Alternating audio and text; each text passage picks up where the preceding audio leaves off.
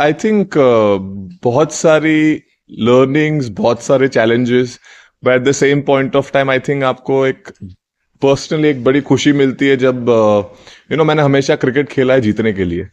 और ये एक डायलॉग नहीं, बट ये मेरे लाइफ का एक रूल है कि मैं हमेशा चाहा है कि हार्दिक पांड्या अगर कुछ ना करे तो चलेगा, लेकिन अगर टीम अच्छा करेगी तो बहुत बढ़िया होगा।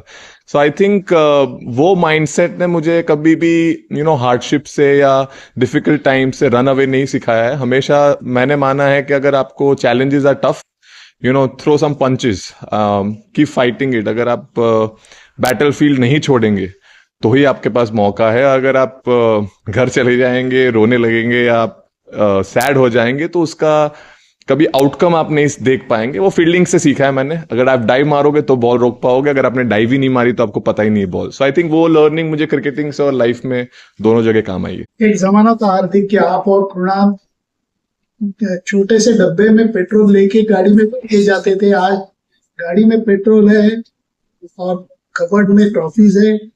कैसे कहोगे ये जगह? सर बड़े ग्रेटफुल है सर हम, जहां से आए हैं, जहां से जो चीजें देखी है। वो सिर्फ एक ख्वाब था। ख्वाब से ज्यादा आई डोंट थिंक हमने सोचा था सच्चाई में कन्वर्ट होगी। दोनों भाई जहां पहुंच पाए हैं और जो चीज कर पाए हैं, आई थिंक हम सिर्फ ऊपर वाले को शुक्र कर सकते हैं और बोल सकते हैं कि हम मेहनत और करते रहेंगे, ऊपर वाले और देते रहें।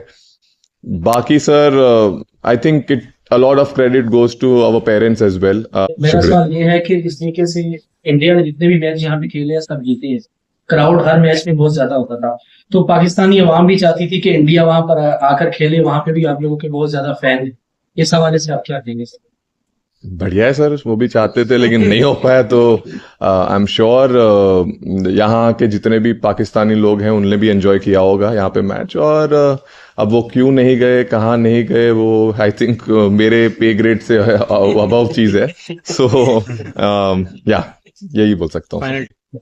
हार्दिक, अब हमने देखा कि बॉलिंग में आपने सिर्फ दो ही फास्ट बॉलर खेल रहे थे, लेकिन आपने बहुत अच्छे से वो जिनको रिस्पॉन्सिबिलिटी निभाई बीइंग सेकंड सीमर, तो वो कितना प्रेशर था। एंड बैटिंग में भी नंबर 7 पे the way you finished off games with those huge hits, so how do you train for this power hitting?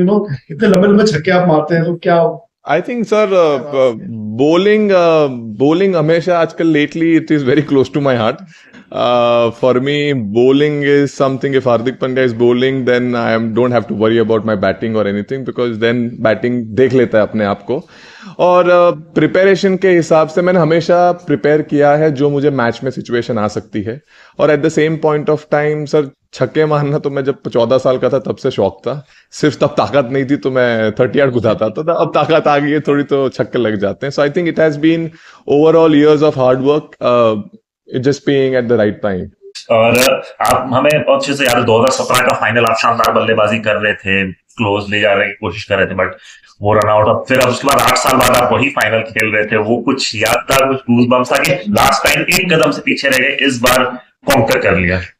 I mean sir, अभी जीत गए तो मैं बोल सकता हूँ कि हाँ, वो जो अधूरा सपना था वो आज खत्म हुआ।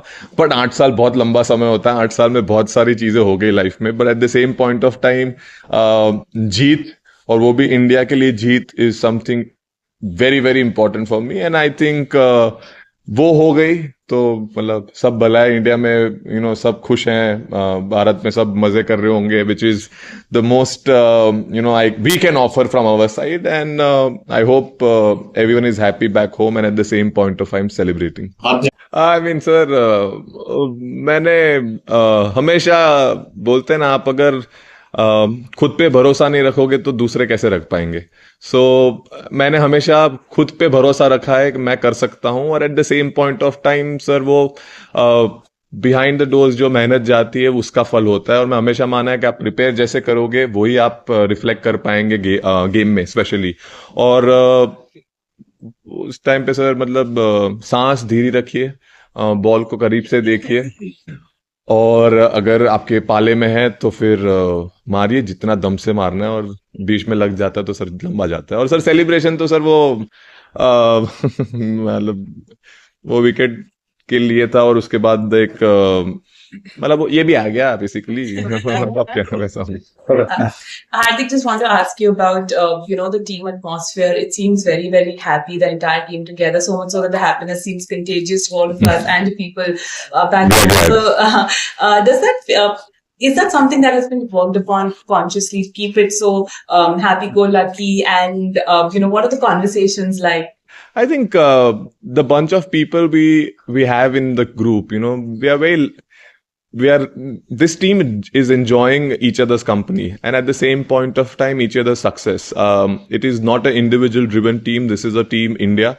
It's not a single man's team. It is where everyone can come and, do their job. And at the same point of time, we all believe in everyone that they can finish the game or they can do something very magical for the team. And I think when that atmosphere, happens in the group, that is a very deadly combination for, championship teams. And, I think that has been, exceptional for this team, where we all have come together for a one goal.